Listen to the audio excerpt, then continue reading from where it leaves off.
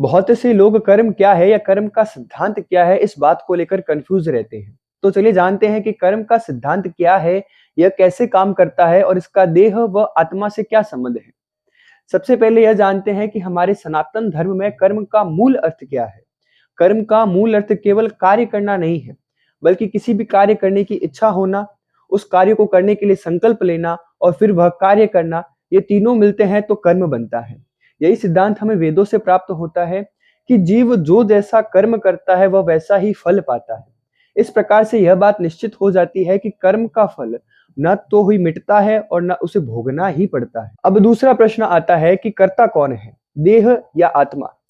उपनिषदों के अनुसार हमें जानते हैं कि आत्मा न तो जन्म लेती है न ही मरती है, और भगवत गीता में भी यही कहा गया है कि आत्मा अकर्ता है, वह कर्म नहीं करती है। आत्मा शरीर में होते हुए भी ना कर्म करती है, न उसमें लिप्त होती है। अर्थात कर्म केवल देह और अहंकार करता है, आत्मा नहीं करती है। अगला प्रश्न बनता है कि कर्म किस पर लगता है।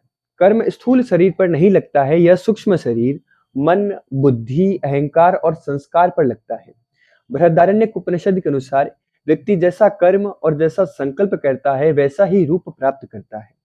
कर्म सूक्ष्म शरीर के साथ संग्रहित हो जाता है और उसी के साथ ही आगे चलता रहता है। अगले वीडियो में हम जानेंगे कि कर्म कितने प्रकार के होते हैं और वह किस प्रकार से काम करते हैं। तो यह जानने के लिए जरूर दूसरा पार्ट देखना। धन्यवाद।